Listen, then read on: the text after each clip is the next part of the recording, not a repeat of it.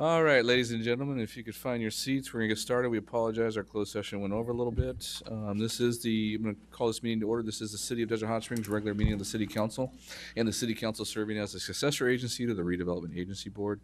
For September 4th, 2018, this is our 6 p.m. regular session here at the Carl May Center. Roll call, please. Councilmember Betts? Present. Councilmember McKee? Present. Councilmember Pai? Here. Mayor Pro Tem Zavala? Present. And Mayor Mattis. Present. I apologize. I have a cold tonight, so my voice is a little deeper, but we'll get through it. It's supposed to be, should be a short evening. For our invocation tonight, we have two of our local pastors here, Pastor Shepard and Pastor Hobbs, from Word of Life and the Christian Center, and they're going to treat us to the invocation tonight. After the invocation, we'll stand for the Pledge of Allegiance, and Mr. McKee is the closest to the flag, will lead us. Thank you for the privilege of being here tonight. Let's bow our heads and have a word of prayer. Heavenly Father, we thank you for this time before the City Council. We ask, God, that you would come and rule and reign in this place and let us know your will, your heart, your purpose for the people that we are charged to oversee. Thank you for everyone that represents everyone in this city, everyone that takes their time and their effort and puts it forth to make this place a better place. We ask your blessing tonight upon all that is said and done. In your name, amen. Amen. You can stand, place your hand over your heart. I pledge allegiance to the flag of the United States of America and to the republic for which it stands, one nation, under God, indivisible, with liberty and justice for all.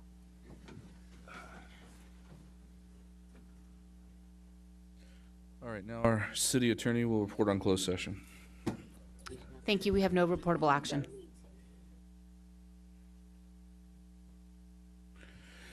All right, at this time, we'll approve the agenda. At this time, the City Council may amend the order of the agenda, approve the consent calendar, remove any items from the consent calendar. Mr. McKee, you said you had an item you wanted to pull. Yes, I'd like to pull 9, and I move for approval of the agenda with that. Second. There's a motion and a second. Any more comments? I see none. Please vote. I'm sorry. Is there anyone out there that would like to speak on the consent calendar that's not pulled? I've done this before too many times. I see no one standing. Please vote.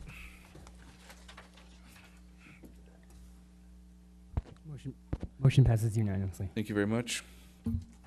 At this time, we'll go to public comments. There's a blue card, or there are white cards today. On the back there, if you want to speak, you may fill this out. This is on any item that's not on the agenda. During the agenda items, you don't need to fill out a card. You'll be called up to speak at that time.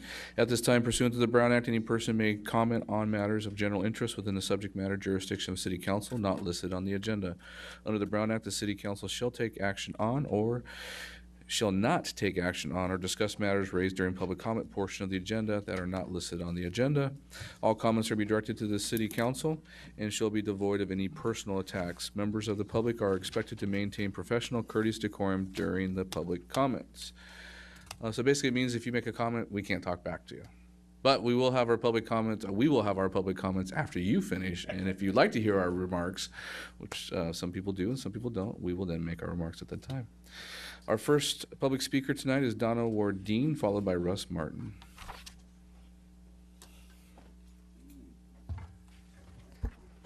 Thank you. Mayor, council, other famous folks for our city. My name is Donna Ward-Dean. I'm a 19-year resident and property owner here in Desert Hot Springs. I just would like to say thank you very much for the safety corridor. The safety corridor is so effective. I live in a gated community, and I asked the guard out front today, so what do you see? Do you see a difference? And he said, yes, I do. I see a difference, and I'm really happy about it. I also, and so my question is, I see that northbound a really good effect, southbound maybe not so much. Maybe it's not posted yet, but it's in process. And Chief? So I want to... You, sir. Chief of Police, Monderi. I saw your motorcycle today. It's the first time I'd seen it. Wow. It's impressive. And yeah, it's definitely, I find, he was making a stop, so I got a good look at it, not me. But it's definitely an asset, and I hope we can get more here in our city, because I think it's a really good asset to our town and to your force.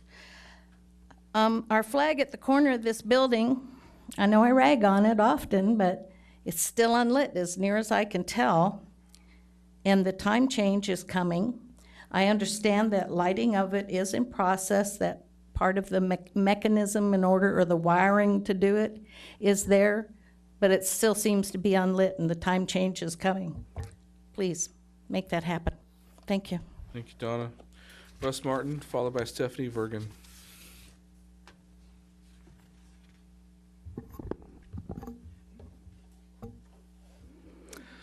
Mayor, council, staff, my name is Russ Martin. I'm Vice President of Mission Springs Water District. At the last city council meeting, during public comments, there was a reference made to litigation between Desert Water Agency and Mission Springs Water District. I'm here tonight to expand on those comments. In brief, Desert Water Agency is abusing a recent law enacted by the state of California establishing exclusive groundwater sustainability agencies to oversee managing groundwater.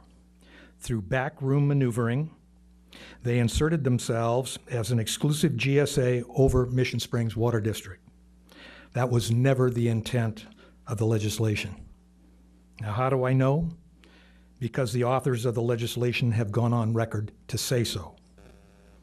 If allowed to proceed without challenge, Desert Water Agency will be in a position to seize control of your water district. Desert Water Agency will be able to determine where our wells can be placed, how much water we can pump. They can stop us from sinking a well that we need, and they can halt development. In response to questions from our community, Desert Water Agency claims they have no interest in seizing control of Mission Springs Water District. When asked why they were pursuing being an exclusive GSA, their response was, quote, "because we can," end quote. Let's assume for a second that I believe them and they have no interest in taking control of Mission Springs Water District. But what about the leadership of Desert Water Agency 5, 10, 15, 20 years down the road? Allowing them to proceed down this path without challenge would be like writing them a blank check, and we're not willing to do that. They claim they want to work with us in managing the water. They do not. Back in November 2015, when we discovered they were going to pursue exclusive GSA status, we asked them to postpone their decision until they had a chance to meet with us. They refused. Yet they claim they want to be inclusive in the management of groundwater. Our experience in dealing with DWA is very reminiscent of what the tribe faced when attempting to have input in the management of groundwater lying beneath tribal land. That led to a very expensive litigation resulting in a U.S. Supreme Court ruling favoring the tribe's right to groundwater. What can citizens do to stop the Desert Water Agency power grab? Well, let your voices be heard. Attend DWA board meetings, which take place on the first and third Tuesday of each month at 8 a.m., so you don't have to miss a city council meeting. At the DWA offices, where they take place in Palm Springs. Also, 3 other board members are up for re-election, and yes, because they are state water contractors, you will have the opportunity in November to vote them out of office. Let your voices be heard. Make your vote count. Thank you. Thanks, Russ. Stephanie Vergen, and followed by Mike Goss. Is it Goss?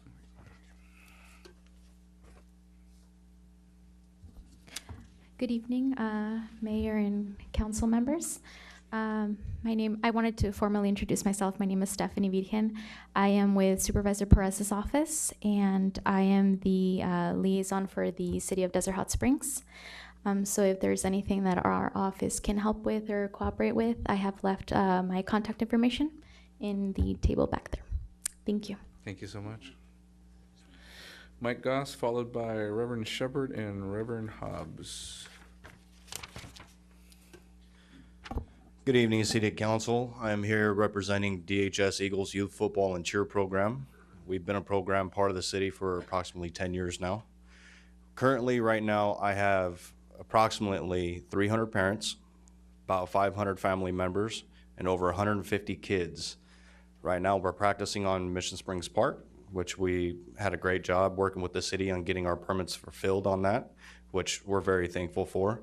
But we do have a problem with the lighting. Currently, our lighting right now is only providing light for the soccer portion. Football and cheer do not have adequate lighting, and unfortunately, we have already had 2 non-threatening injuries this year due to the lighting. Basically, what we're trying to do is we are asking the city to make this as a possibility to either reach out to the field, to go up to those lights, and possibly turn one around on each pole. I've been working hand in hand, speaking with Councilmember Russell Betts on this. I've also sent in pictures showing examples of the lighting, and it's very detrimental that this gets taken care of as much as possible. But basically, all we ask is any kind of possibility to really help us out. We don't want to have any injuries. We want to practice safe football and also have the best practices possible. Thank you. Thank you for your comments. Reverends, you're up, followed by Mike McCarty. Mike McCarty is my last speaker card. Anybody want to speak on any items that are not on the agenda tonight? This is your second call. We are not here to cause any problems. We come in peace. Okay, maybe he is, all right. We have started meeting again as the Ministerial Alliance for the city. And one of the first things on the agenda was to bring the city together for prayer. We have a lot of things coming up with our elections, a lot of things happening in the city, and we just want to kind of unify all that will in the name of prayer, all right? So Pastor Hobbs is gonna, or Reverend Hobbs is gonna tell you the rest. Either one. I've been called worse, so. Yeah, just a quick announcement on that. At Christian Center on Palm and 8th, on 9/11, how about some prayer on 9/11 in remembrance and for our churches and for our community? You all are invited. It's a personal invitation to you tonight to come and be there. It starts at 6:30 at Christian Center. We'd love to see you all there. And we'll be praying for the city, we'll be praying for you guys, and for our churches in the area. Thank you. Thank you. It is PM, right? That's PM. Please don't come at AM, please. No. PM. I may be there. I will not come at PM, all right? Mike McCarty is our last speaker, final call. Good evening, council, staff, citizens of Desert Hot Springs. My name is Mike McCarty. I'm a Desert Hot Springs resident for almost 5 years now. I just have a couple announcements. I did want to thank also, as Donna had mentioned, the safety zone signs. We were told at last council they were going to be set up by this Wednesday, and here they are. So, a couple of announcements. Now that the season's fast approaching, the Friends of the Library will be opening for the season at 10 a.m. this Saturday, the 8th. This is the Desert Hot Springs Library bookstore. The shelves are stacked and the selection of gently used books are waiting for all to discover. All of the funds from this go to programs at the library, our library. So come out and support the library and get some great books. That starts this Saturday at 10 a.m. We run every Saturday from 10 to 3, excepting holiday weekends. And the address is 66580 8th Street. It's in the same little strip mall as the Chinese restaurant up there. Okay, Jammin' in the Desert, which is a concert series that the Community and Cultural Affairs is putting on, is proud to announce that our next concert will be on Friday the 21st at Tedesco.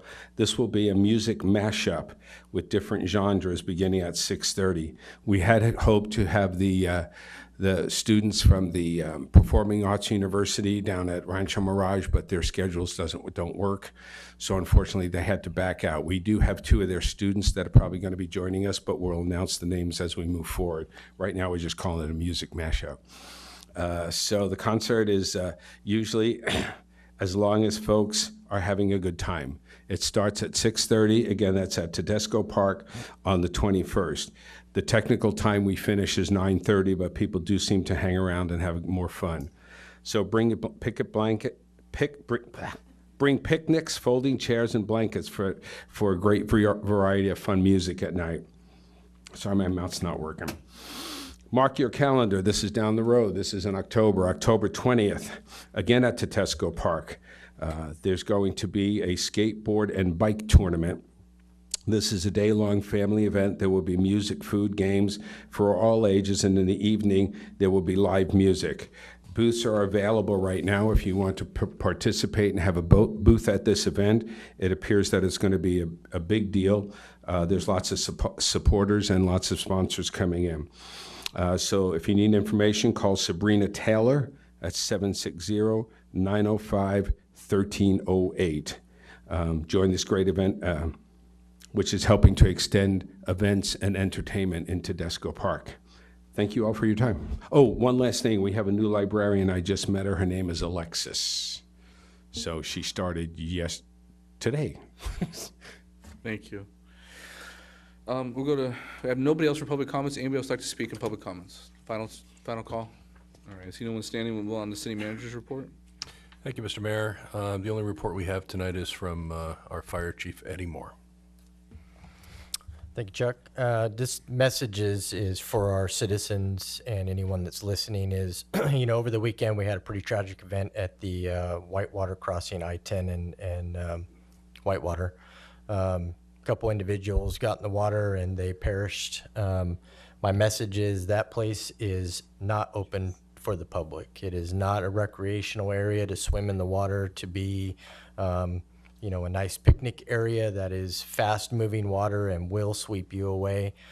So my message, please stay away from that area. You go up to the open areas where the preserve is, but stay away from the fast-moving water underneath the bridge that will take you away and has taken many, many lives.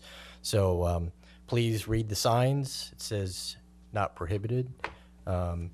Do not enter. Those signs mean what they mean. So please do not enter that area.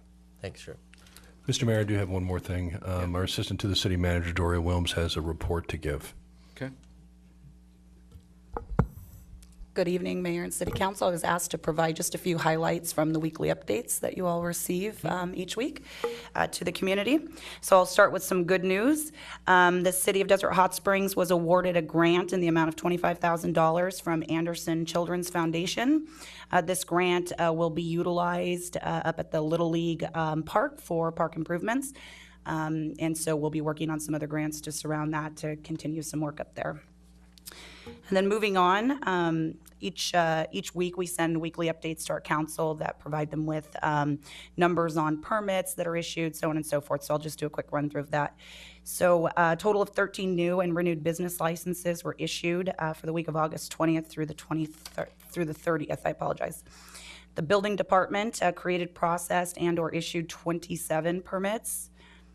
Code compliance responded to 30 service requests, opened 13 new cases. There were 22 inspections that were completed, 24 cases closed, 17 notices of violations were issued. At this point, there was a total of 230 open cases and a total of 1,564 cases open in 2018. For our police department, they handled 633 calls for service, took 71 reports, made 24 arrests, issued 36 traffic citations and 5 jaywalking citations. And for animal control, they handled 36 calls for service. So this is just a very brief snapshot of some of the day-to-day operations of the city here. Good. All right, with that said, we'll move on to mayor and council member comments. Who would like to go first tonight? Mr. Betts? It's very rare that I miss a council meeting. I think if you go back and count the number of times I've missed, I count 2. Somebody might catch me, and there have been another one when my father passed away. I didn't make that meeting. That one really tore me up. And then, of course, last meeting I wasn't here.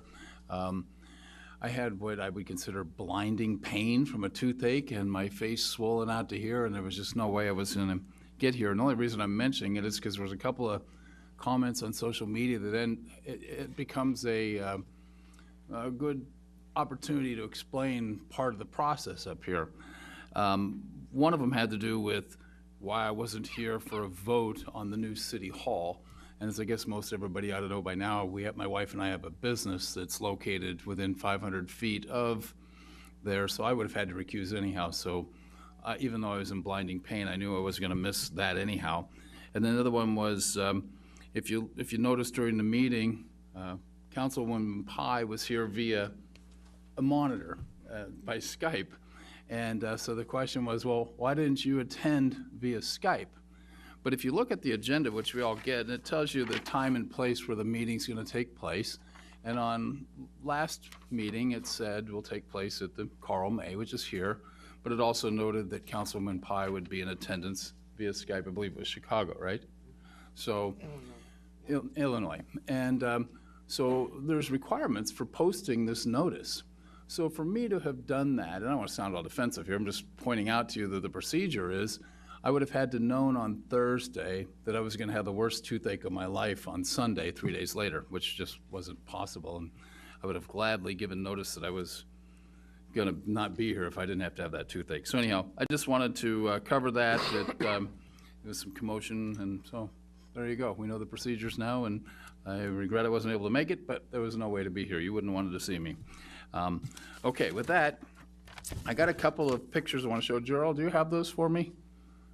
I'll put up on the screen, and this is just to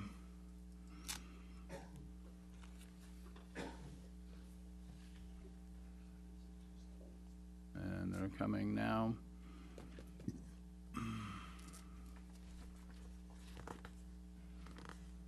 They are not popping up. Okay. If you want. All right, let me know when you got them, and I'll move on to the rest of this. The safety corridor, fantastic. I just want to say that it's not just the signs causing everybody to slow down. I think word's gotten out that there's a very sneaky motorcycle officer that's catching people, but it is very noticeable. I love when everybody's going exactly 40 miles an hour and some guy is zipping in and out doing 55, because I know what's going to happen to him. Question, we had talked up here, Mr. City Manager, we had talked up here about getting a session together for the City Council to have a moderator to discuss, get the council to come together on the issues regarding the marijuana industry, the cannabis industry. Do we have any type of date set in which we would be moving forward with that so that this council can resolve some of these final issues? We don't have a date set yet, but it's between the next 4 and 6 weeks. We'll have that in front of the council. Okay, so I think Councilwoman Zabala had a great suggestion during that meeting, and I think it would really work that at least we can all get together on that one and provide some clear direction to the industries where all of us want to go, since ultimately we're going to have to all vote yes or no anyhow. The graffiti abatement contract, at one point in time, it was higher, a more extensive contract than it is now, at least in terms of cost. When we went through the financial crunch, the contractors backed down. The contractor voluntarily agreed to lower his amount to help us get over that financial hurdle. I think it went from 120 to 95, something like that. And now, we still do a really excellent job on the graffiti abatement. I think you drive through this town, if you ever saw what it looked like before and what it looked like after we put in this program, it's just incredible. You can virtually say we're graffiti-free, but there's a couple instances I see where if it's a holiday, then you can just hold that on that picture and I'll get back to it, Gerald. But where a couple instances where you can see, like in a holiday, it stays for 2 or 3 days, and that wasn't the standard. The standard was removed within 24 hours or sooner. So I don't know if that's something that maybe we could bring up, or maybe the city manager could look in and report back to the council. Are we getting the same service that we originally contracted for, and then decide if the savings is worth the little bit of slippage that I see? I still think they're doing a great job, but I'd like to look at that. Put out a word for Food Now. They were receiving, I think, $6,000 from the county CBDG program, Community Development Block Grant Program, and they're coming up short now. Something changed at the county, so they're hoping to, if anybody feels like making a contribution to them to help them out, I don't think you need to write a check for $6,000, but they'll be grateful for anything that you can get to them. They do good work down there. Really good news to hear Grocery Outlet is coming. In case you hadn't heard, we got somebody who's actually going to do a new stick-built store, so that's very good. You got to announce that at the breakfast, so I waited. Very few things I get to do as mayor, but I got to do this one. Okay, but I just waited to have this one here. So, and I guess we have a CVEP summit coming up, and I don't know where we stand if we're participating in that. We are. Okay, good. And finally, let's get to these pictures so I don't run too long here. Sorry. So this is just by way of a request for a future agenda item, not entering into any discussion, but I'll just quickly go through the pictures. Here is a picture in the dark. Next picture. Obviously on the side of the field that's lit, and you heard some of this conversation during public comment. Okay, next picture. And there is obviously the lit side. And if you go to here, it's dark. And I can't for the life of me figure out why those poles have the lights shining only one direction, whoever put them in. That's not a sin of this council. That was done many, many years ago. Maybe they just didn't think they would need to use all the field at night. But I would like to see if the city manager could come back to us with a couple of options for the next meeting so that we could get this resolved. I know there's a field in the works that the council's talking about, and I think everybody's in support of, but that could be a couple years down the road. And I think you guys have been dealing with this situation for 5 years, and it's time to see if there's some kind of solution that we could put in place. So if I could ask the city manager to come back with an agenda item, Mr. Mayor, maybe you could put that on. If it's just for action, would be nice. If there's some type of solution, that would be wonderful. Huh? I'll do it. Great. Okay, so that's all I got, and I want to thank the DHS Eagles Youth Football and Cheer for coming out and expressing that concern. It was very well put, and it's nice to see everybody step up to the podium so calmly and express interest in getting something fixed. It's a good lesson. Everybody else be kind and nice. And okay, I'm back. Thank you. Goodbye. Mr. McKee. I'm going to be kind and nice and say I didn't attend any meetings. Ms. Pye. Miss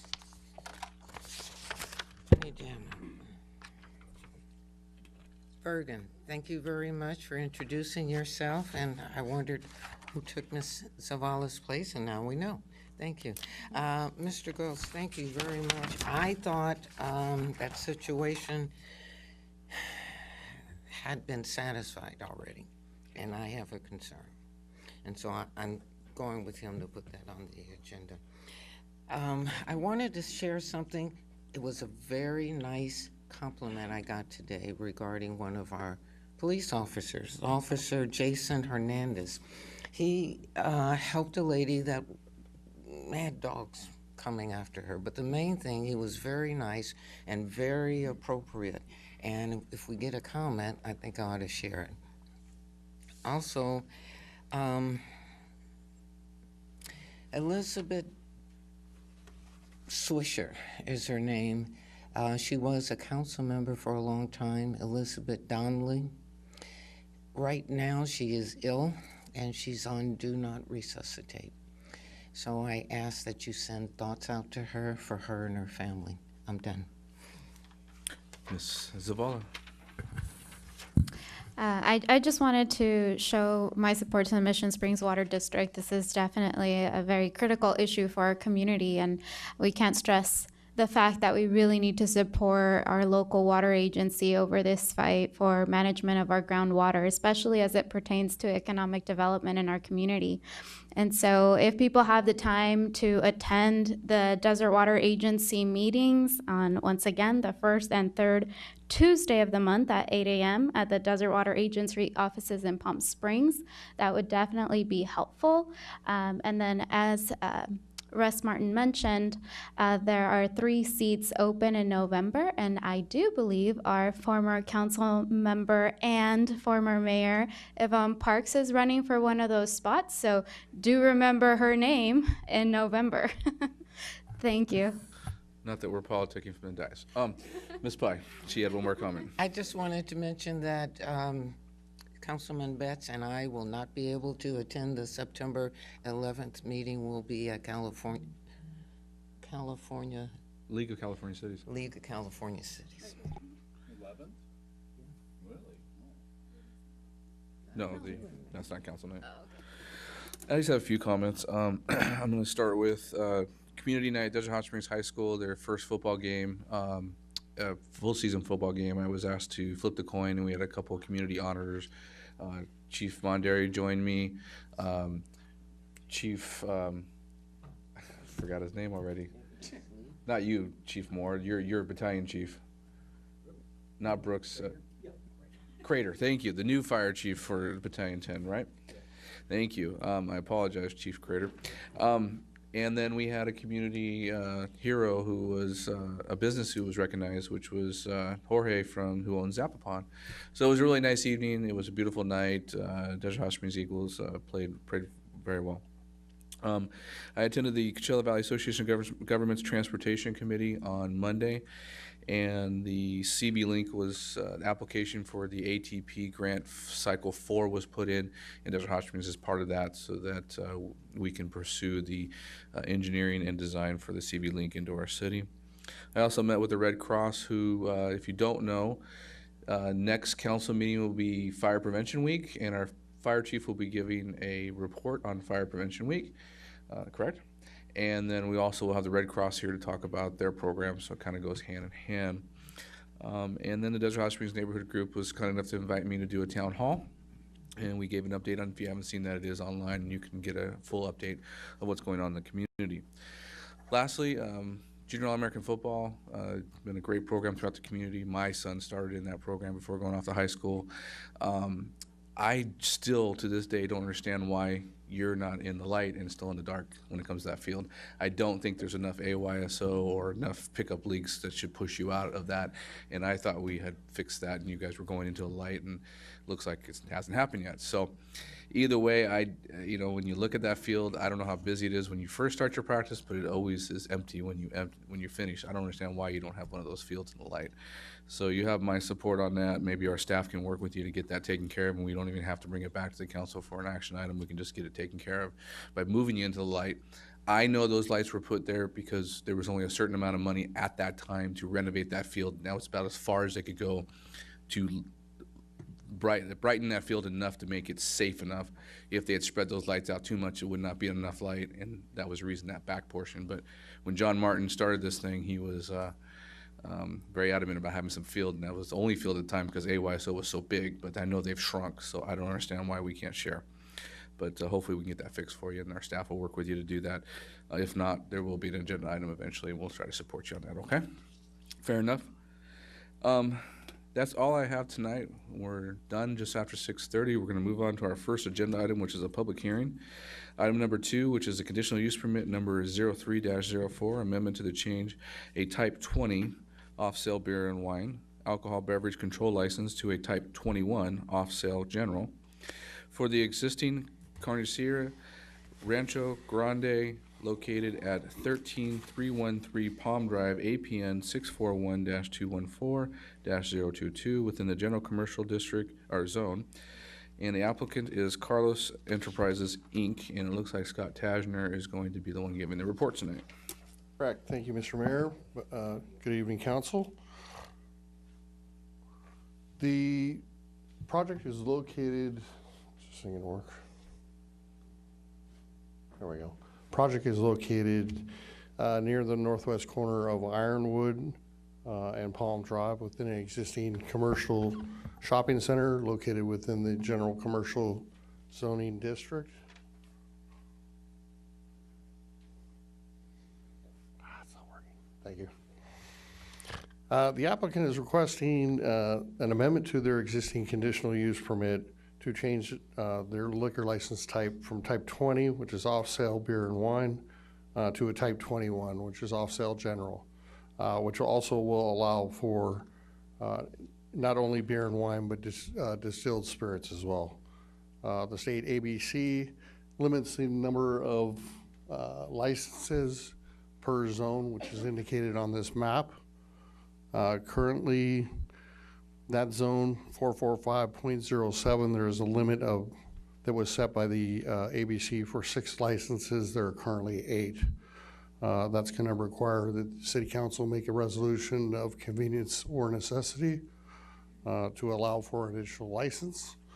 Actually, I had a footnote up there. Go back one, please.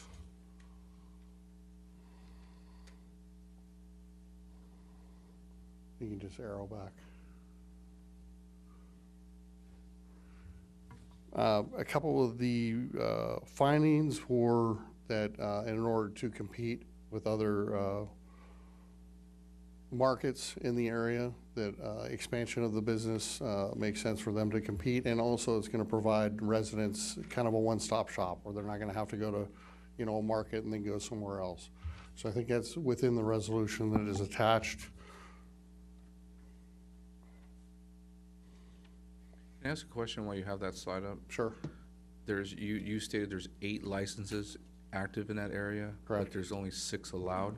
Yeah. Did they rezone, or how did the 8 get in there? Once you hit the 6, each one after is going to have to do a resolution of convenience We've and necessity. obviously, not us, but the city has given some sort of, the resolution. That option, Yeah. yes. Got it.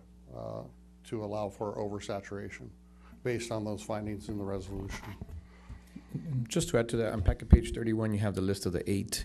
5 of those are type 20 and 3 of those are type 21. Thank you. Next slide, please. As you can see, here's some site photographs of the Rancho Grande Carniceria. You can see the area within the facility in which they're proposing to do an additional cabinet for distilled spirits. Our understanding, staff's understanding is they're going to keep it under lock and key because of minimal staff. So, per a request, they would go and open the cabinet. Police department has also looked at this as well. And we're going to condition any other problems further down the line. As far as proximity to the door, they're going to be required to have security there as well, out in front. Next slide, please. Here is the actual location of the cabinet shown on the floor plan. It's near the registers, those long strips just above it to the right, or the checkout counter area. Next slide, please. With that, staff is recommending that the City Council adopt a resolution making a finding of public convenience or necessity and approving an amendment to CUP number 0305 for a Type 21 ABC liquor license for the existing Carniceria Rancho Grande located at 13313 Palm Drive and within the Commercial General Zoning District, APN 641-214-002. Staff is available if you have any questions, and we do have a representative here from the market. I have one question while the screen's coming back up, see if anybody else does. I know it's kind of odd, but can you condition this on the strip mall itself, or does it have, when you condition this, it can only be conditioned on the business? Condition for? Let me be more thorough. The strip mall owners do not keep that clean, and we've had many comments about security an issue. I'm happy to hear that they're going to provide security as a condition, but I'm having a problem with the way the market looks. I happen to shop there quite a bit because we love the tortillas. Sorry, I like to eat. All right, and the meat is wonderful there, but it is not a very clean shopping center. I know this shouldn't be conditioned on the owners of this business, but could we condition on the owners of the shopping center? We could go about that twofold. One is probably way code out enforcement, there, right? a code enforcement property maintenance standards. Yeah, so if this isn't a strip mall, you would probably fall outside of a nexus to condition the entire shopping center. But that said, what we can do is we could definitely contact the property owners, especially on the code enforcement side, and kind of make sure that that property starts coming up. I know several business owners, and I didn't really mean to condition this business because I would never do that. I'm just trying to make a point that the small businesses in that shopping center have complained to the ownership of this property many times about the cleanliness of that shopping center, and a lot of our residents have. So something to think about in the future. I'm just trying to tie it to this item. Sorry. Okay. But I did want to tie that, make sure that there was security at this location, because I don't think it was proper for this if they're going to sell alcohol. So, Mr. McKee. Thank you. I have a couple of questions that I already know the answers to because the staff has basically given me the answer to the question, but I want to make sure it's put forward so everybody can hear them. All of us that read the weekly reports know that one of the biggest problems we have in the city, as a matter of fact, the largest problem we have as far as arrests are concerned, is domestic violence. And I asked our chief of police, who will give a little discussion now about what we're talking about, I'm concerned that alcohol has a significant effect on the domestic violence that we see in the community. So, Chief, if you could talk a little bit And about you need to that. clarify something also, and you can do it both at the same time. Sure. Just real briefly in reference to the kudos from Councilwoman Pai, the officer's name was Jimenez and not Hernandez. It was Jason Jimenez. But I will make sure that he hears your kind words, so thank you. And in response to the question at hand, while we don't track data specifically at the PD as it relates to alcohol involved in domestic violence cases, the Department of Justice over the last number of years does track some of that data, and it is between half and 2/3 of all domestic violence calls. There is some, it is alcohol related. And again, I've seen numbers as high as 93%, which I don't believe are accurate. And over the course of my 37-year career, I would say that the numbers are, from my personal experience, are more in line with what the Department of Justice has determined. And I would say easily over half of the calls that I have went to, and I'd say probably 55 to 65% domestic violence calls there is alcohol has played a role in it. The reason I brought this up is because one of the questions I asked was specifically how many alcohol licenses we have total in the city, because the 8 that we're talking about here are just in one census tract. And the answer to that is 54. There are 54 liquor licenses in the city. And the reason this seems real bizarre to me is because of the facts the chief has just laid out as far as the effect of alcohol on our biggest crime problem, really, when it comes down to it. And the fact, on the other hand, I don't know of any time that domestic violence has occurred on someone that's on marijuana, for example, and we only allow 16 of those. So, I would think when we have the meeting that we're going to have, that we talk a little bit about this and figure out how it relates really to the problems we have, rather than people's concern about the fact that it's marijuana rather than alcohol. So and that's all I want to say. I don't have a problem with this as far as them having a liquor license, but we have to keep in mind that there are results that occur because of the amount of alcohol we have in the community. Thank you. Mr. Betts, you're out. All right, I'll move on to item number 3, opening the public hearing at this time. I will take testimony from the applicant. Would the applicant like to speak?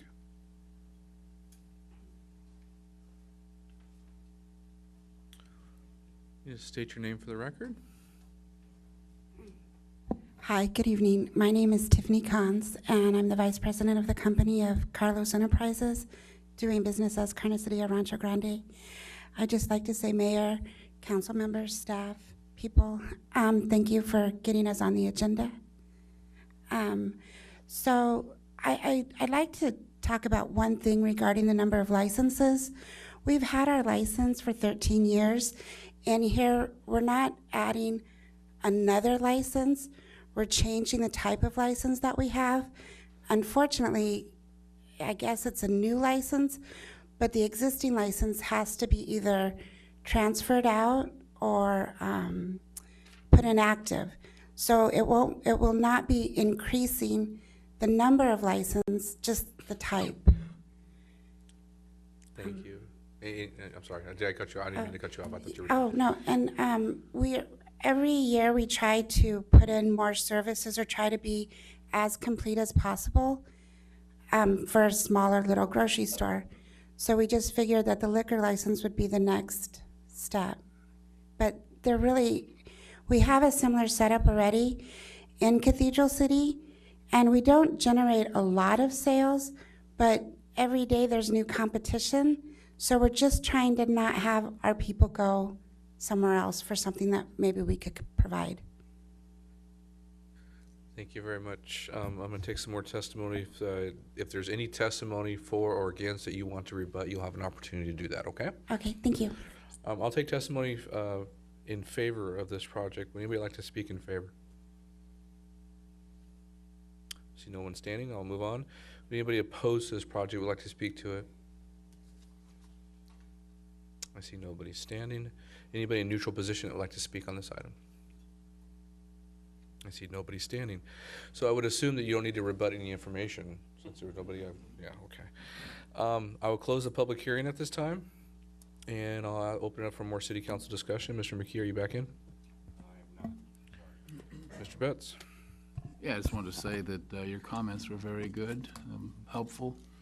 So I'm ready to vote, Mr. Mayor. Ms. Zavala, you're in the queue. I think I recall in the past, we had a situation where we had another grocery store that also wanted to sell alcohol, and they needed a license. And we were also in a position where the staff report clearly indicated that the census tract was oversaturated with the number of licenses that are recommended for that specific tract. And I remember at that time, I said I would only vote for it because we had, I think it was an Aldi or a Fresh and Easy that had applied to come in and had applied for a an alcohol license, and it was approved, but they never came, and so that vacancy was still there, and that was the only reason why I supported that specific incident. But I was clear about the fact that I do like to adhere to these types of recommendations. They do reflect on the public safety of the community, and so while I totally understand you know, the points that have been made, I just personally, I can't, I wouldn't be able to agree with the finding that it's necessary or convenient. I think the fact that we already have 8 active there out of 6 recommended, I don't see how it's a necessity or some sort of additional convenience. So that's just my personal opinion. I'm sure that it'll pass anyway, but I just wanted to make it clear that in the past when I voted against that the census tract recommendation, it was only because there was one slot that was open already that had been approved and never opened. Thank you. Ms. Pye. My concern is with it being by the door. I understand the police would monitor it, but I do have a real concern with it being right there by the door, and I don't think I can vote for this. I'm done. It is in a locked cage. I understand. Okay, I just want to make sure you understand. Mr. McKee. Yeah, I just wanted to say with 54 licenses that we don't have a census tract that isn't overloaded. It's not just this one. So that was just my point. And I'll make a final comment. I think our census tracts are overloaded because we only have Main in Desert Hot Springs, Palm, and Pearson. So most of our business is shoved onto one thoroughfare. And I think that's the reason it's been explained before why they're overloaded. I have no problem with it. It's locked. Vons and Stater Brothers does the same, where they lock up their alcohol up front, and it does the same thing. So I don't have a problem with it. I have nobody else in the queue right now. I'll entertain a motion.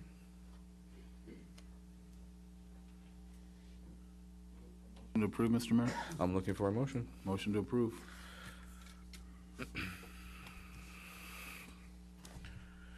There's a motion and a second on the table. Please vote.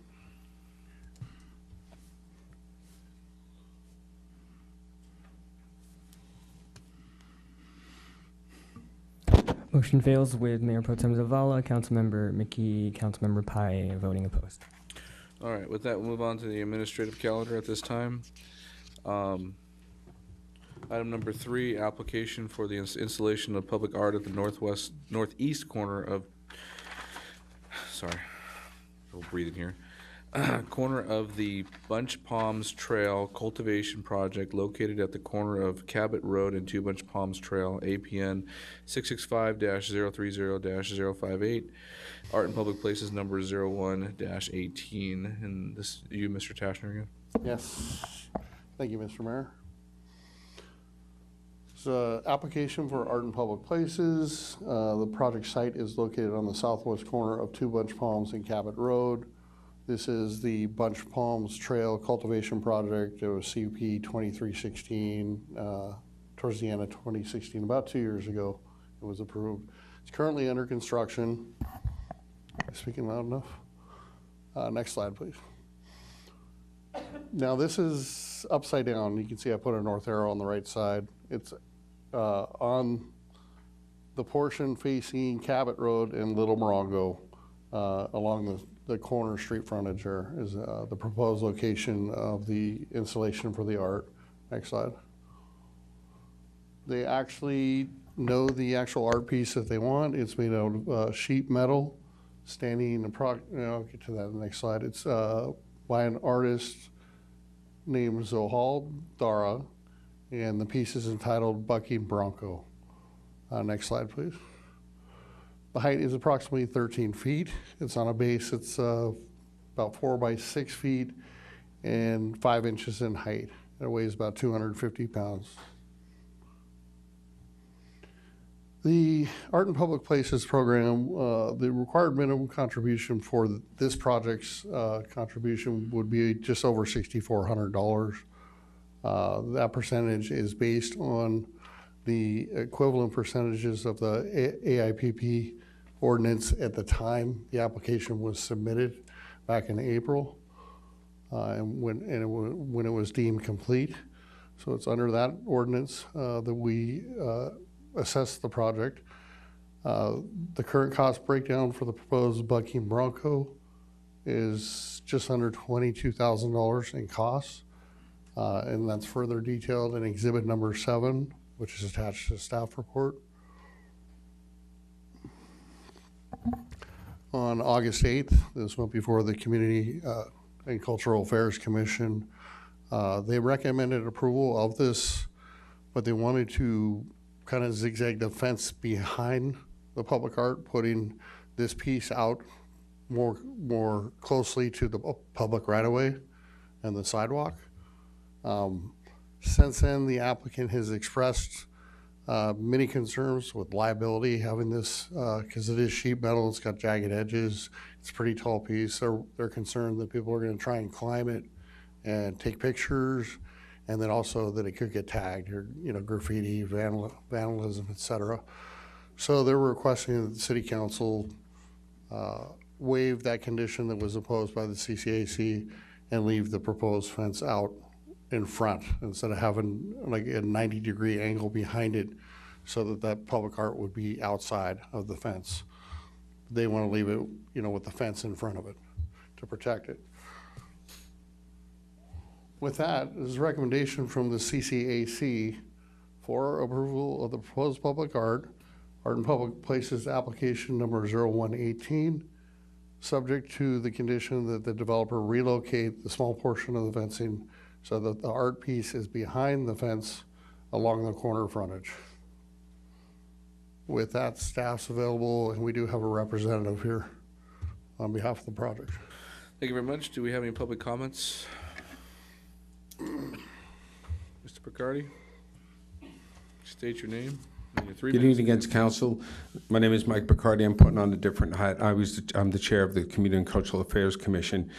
I have to start by saying I'm really glad this is the last one of Art in Public Places where we're going to have to deal with where things can be, how they can be, and because the ordinance doesn't work. For example, in the ordinance it says, the applicant developer shall keep the project site and public art clear of graffiti and vandalism at any time. The applicant developer and/or successor shall apply and maintain protective coating or graffiti resistance materials accepted to the city's Public Works and Community Development Department.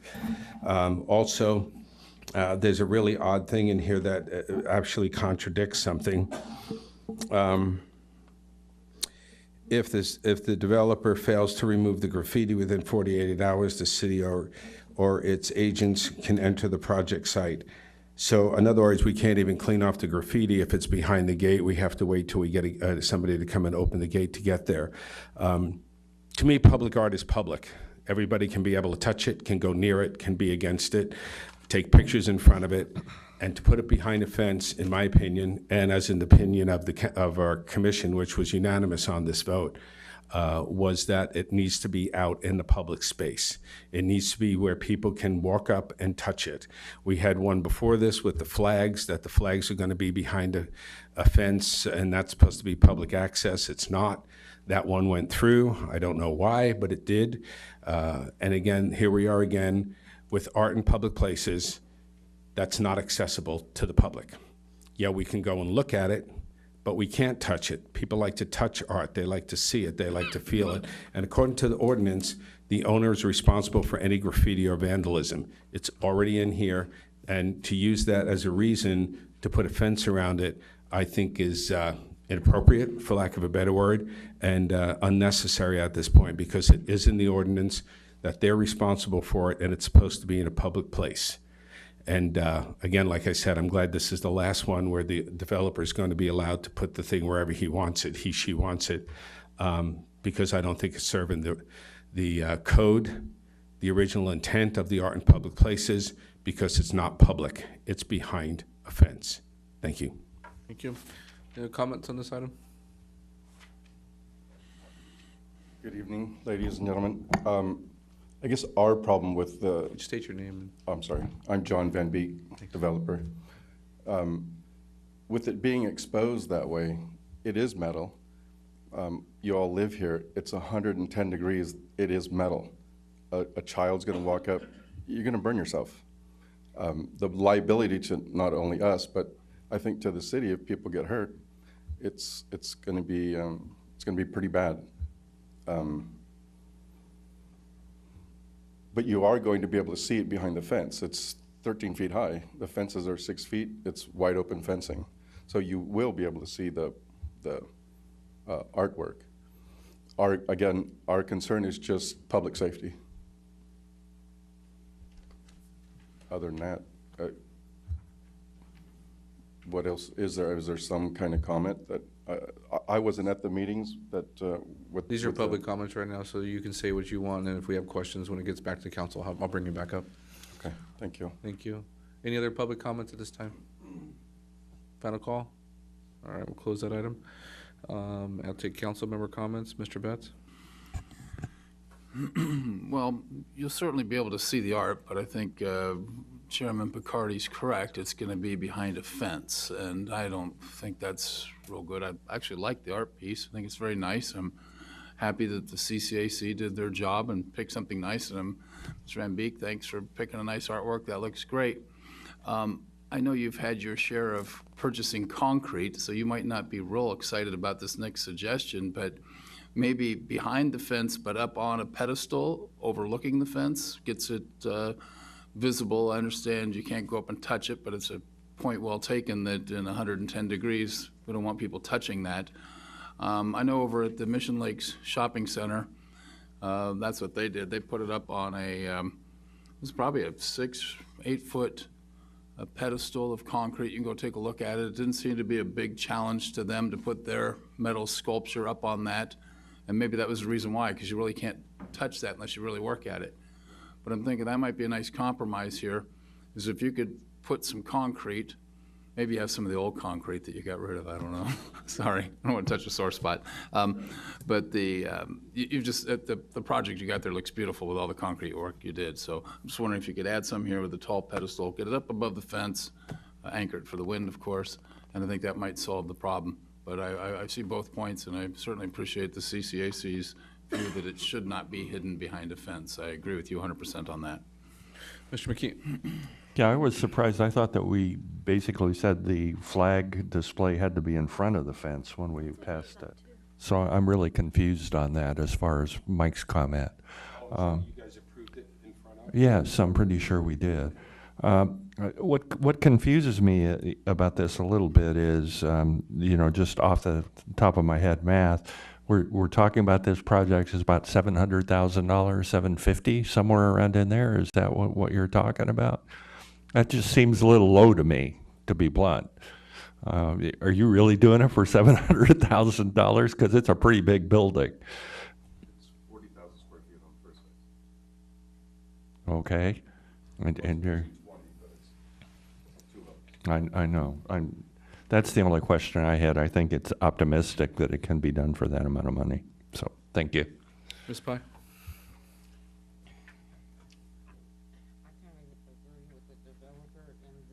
Oh, sorry. In the staff report, items 5, 6, 7, 8, 9, I feel like we're setting you up for the item to be destroyed. I don't think we're there yet. And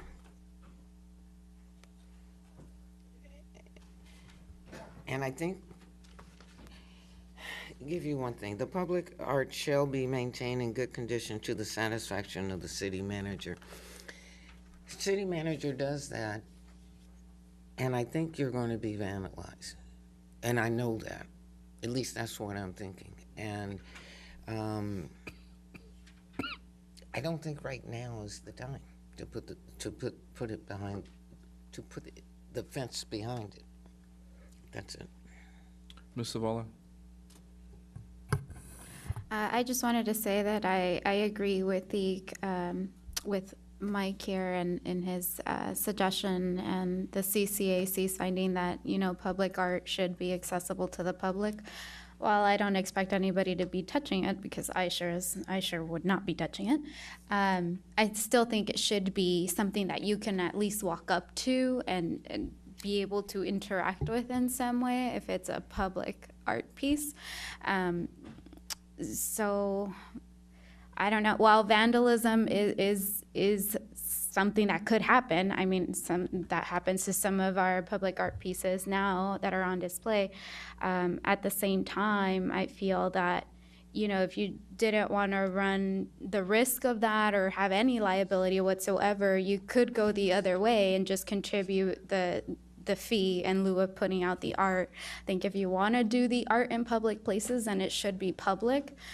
So I would say the only way I'd support it would be if it was in front of the fence instead of behind a fence. Mr. Betts? I would like to attempt a motion, if I could, that we, what are we doing, upholding the CCAC decision, but with a, what's this basis, 4 foot plus 3 foot, that we go up another, however many feet is engineeringly reasonable. Well, the fence is 6 feet. So to go up at least 6 feet with the concrete pedestal and have the... This is not a wood fence, this is an exposed fence. So metal fence, right? It's a metal fence.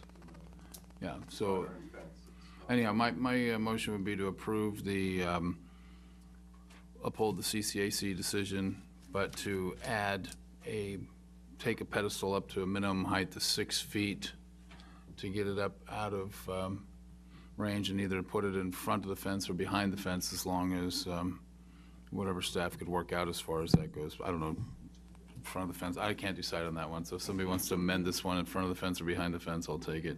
So if it's behind the fence, you're saying it needs to be up 6 feet? So I'm it can saying be it should be viewed- up 6 feet no matter what. Okay, I see what you're saying. Got it. All right, well, I second the motion with, to uphold the CCAC's recommendation along with the 6-foot concrete pedestal, but just to clarify, that recommendation was to have it in front of the fence. Yeah, that was a good job. Okay, so That's then it. I will That's- second that. That's what we wanted. You can go higher if you want. Hold on, Mr. Van Beek, I'm sorry. The public comments have ended at this time. It's a council discussion. So, Mr. Betts, are you out of the queue? Are you back in? That you made your motion? The only issue I have is engineering on this. Can this statue be on a 6-foot pedestal? Should we at least amend it to make sure the engineering is done correct so it's safe?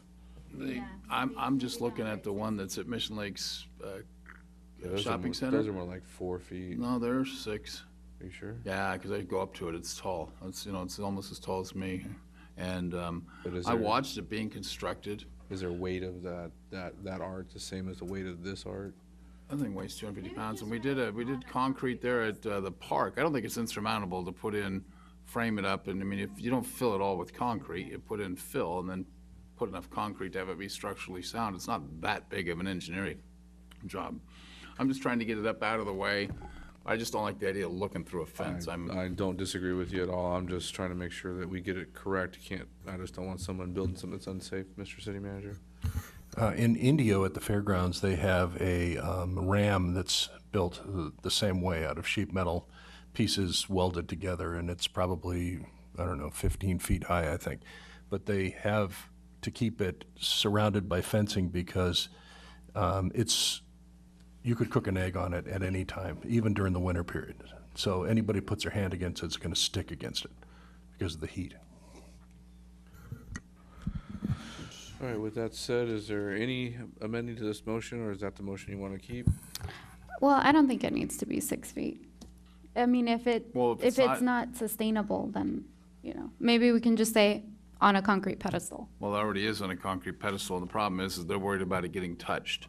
And so my idea of putting it on the pedestal originally was on the pedestal above the fence line. You're not gonna be able to touch it anyhow, but at least you can walk over to the fence and look at it, and that the fence will keep them away from the piece. But if it's out at least 6 feet tall, nobody is gonna be able to go and easily reach up and touch that and burn their hand because it's gonna be too high, so at least it provides some protection out in front of the fence. Either way, I think it's important, and I don't think it's engineeringly insurmountable to put on a 6 foot or higher pedestal to just give you whatever protection, the applicant, whatever protection he wants for this piece, and I think that would take care of the liability. I understand he would rather have a fence in front of it, but I'm willing to go along with you on that one, but I think the pedestal is very necessary. All right, there's a motion and a second on the table for to approve the recommendations of this art piece, but to be put on a 6 foot concrete pedestal in front of the fence. Please vote.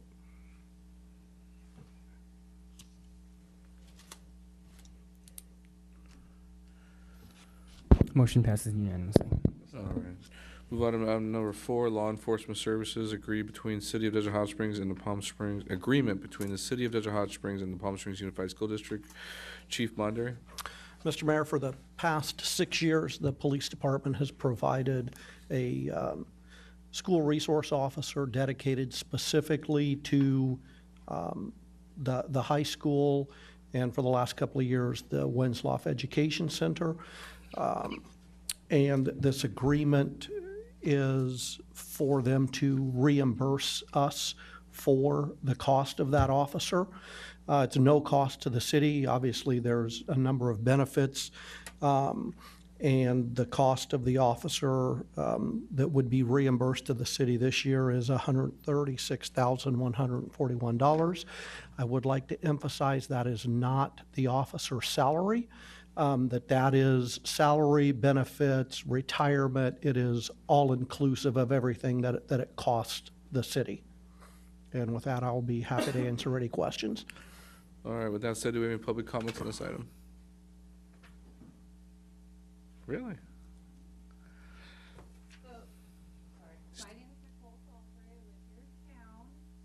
This year, I think today I'm Nicole.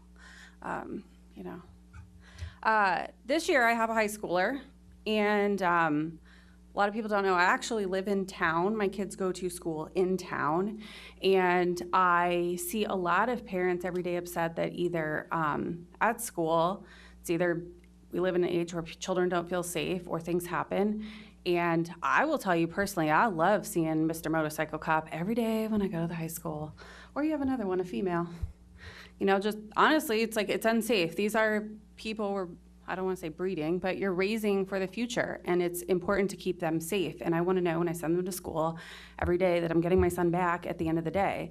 And I think the fact that the school district's going to pay for it is all the better. I wish they had one at every school, beyond just the high school. So I am completely in agreement with it.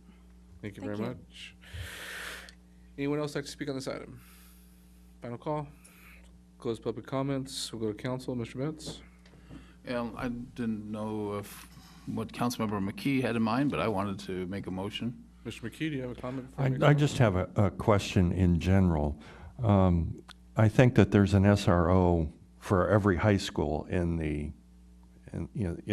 district, if I'm not mistaken. Is that true?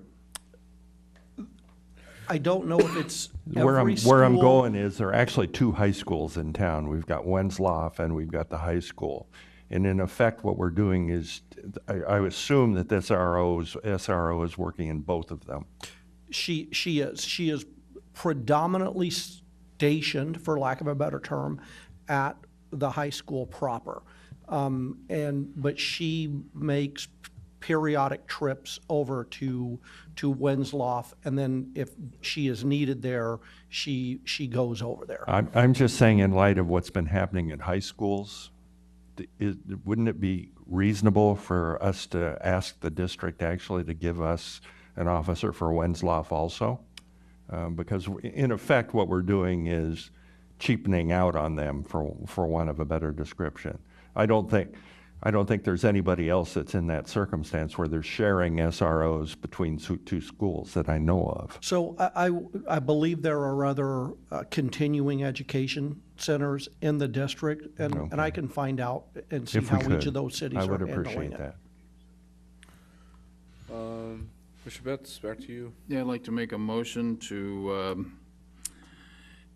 enter into the law enforcement services agreement between the city of Desert Hot Springs and the Palm Springs Unified School District as a uniformed officer at the Desert Hot Springs High School, and also to send a communication to the Palm Springs Unified School District that we would like this program expanded to Wenzloff and other schools in the district. There's a motion on the table. Second. And there's a second. Any other discussion? That was other schools in the city I meant, so just in case. Please vote. It wasn't clear.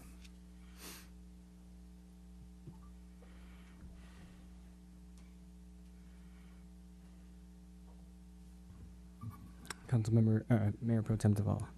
Thank you. Her computer's running slow tonight. Oh. She continues to poke at it as hard as she can, but it's not working. She's about to beat it with the gavel. I gotta move it. I have been eyeing the gavel. Motion passes unanimously.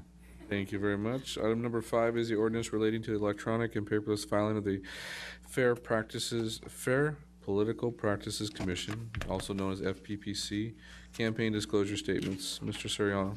Thank you, Mr. Mayor, members of the City Council. So to help navigating the complexities of the FPPC and the Political Reform Act a little easier, California Government Code 84615 allows local government agencies to implement electronic filing for campaign disclosure. In order to do that, the City Council must adopt the ordinance that's before you this evening, approving the use of electronic filing.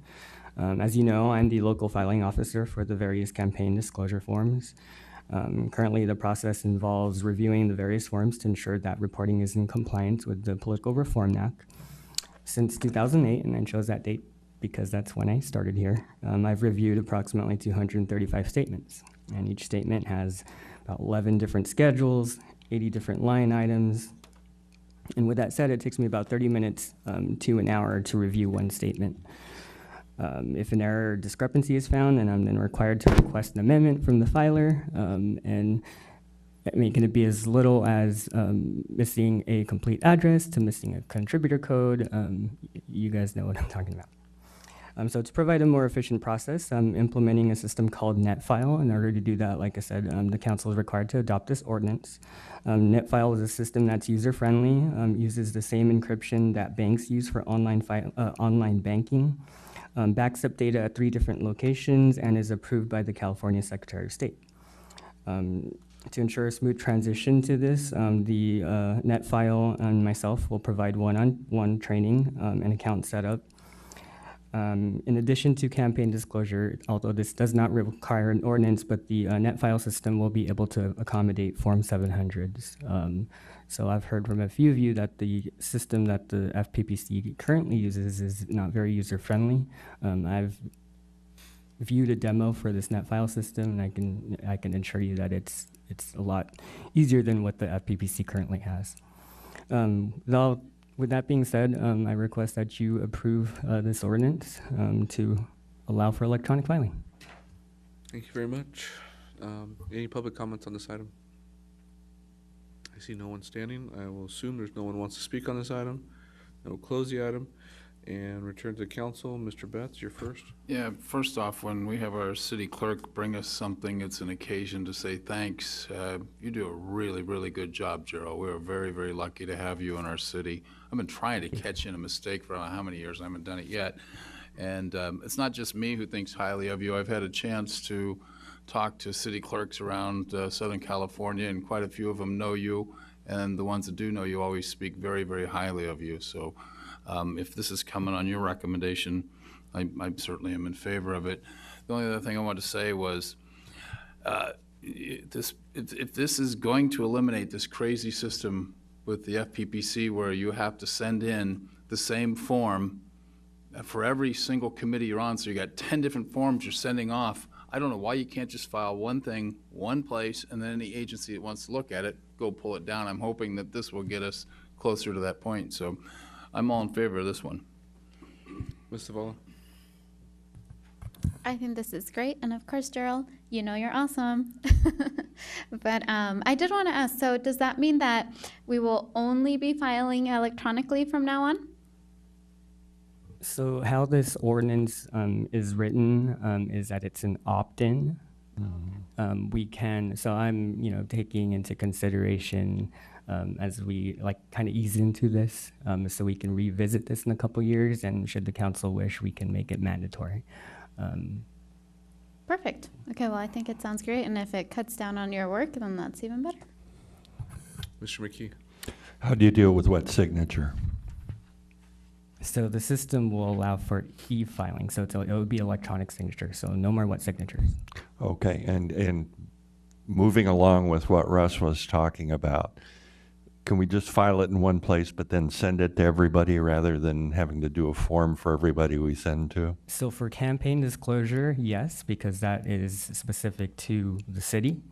For 700, for Form 700, it's a little different. So because each agency is required to adopt their own conflict of interest code, and that's the reason why you have to send your Form 700s to all these different I don't agencies. think the public really understands or realizes how much of a pain this paperwork is for everybody. Not only the city clerk, but everyone that's involved, especially since it's been so useful in really catching people doing something bad, meaning it's sort of like the Brown Act.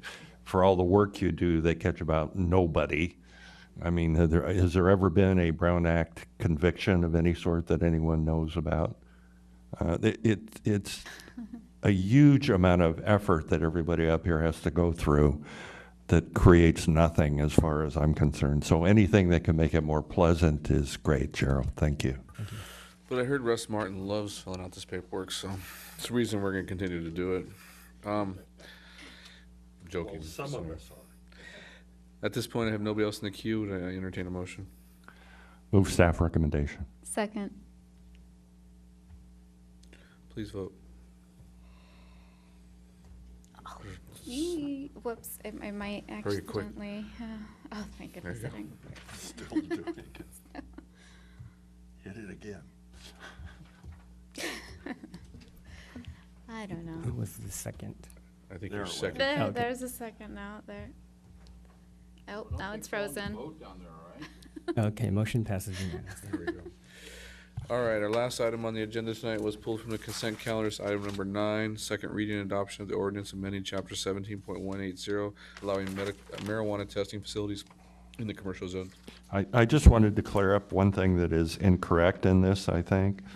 Specifically in the staff report, in the last paragraph, he said, we'll allow a marijuana testing facilities in all commercial zones with a conditional use permit and applicable permits. In the document itself, on page 114, C, 17-180-7070, C, it is correct in saying a conditional use permit isn't needed. So I just wanted to make sure that everything was copacetic and there wasn't some confusion as far as which was which. I appreciate that. The ordinance on page 114 is correct. The staff report was the old staff report from the prior city council. I appreciate the clarification. So it should read as it does in 114, on page 114. Thank you. Thank you. Any public comments on this item? I see one standing. Just want to state your name. Hi, my name is Simone Sandoval, and I'm a representative of High Road Consulting Group. I just wanted to express our support of this ordinance and say thank you for listening to us. Thanks. Anyone else like to speak to this item? Entertain a motion. Move staff recommendation with the change that we discussed to the staff report. Staff recommendation with the correction. It's a motion and seconded. Please vote. I can't vote. It's not coming up. Do a roll call vote. Councilmember McKee. Aye. Mayor Pro Tem Zavala. Aye. Mayor Mattis. Aye. Councilmember Pai. Aye. Councilmember Betts. Aye. Motion passes unanimously. This time we'll move on to future agenda items. Anybody would like to speak to the city manager about future agenda items may do so. Anybody didn't speak at the beginning of the meeting would like to speak now on items not on the agenda. I see none. We are adjourned till the next meeting.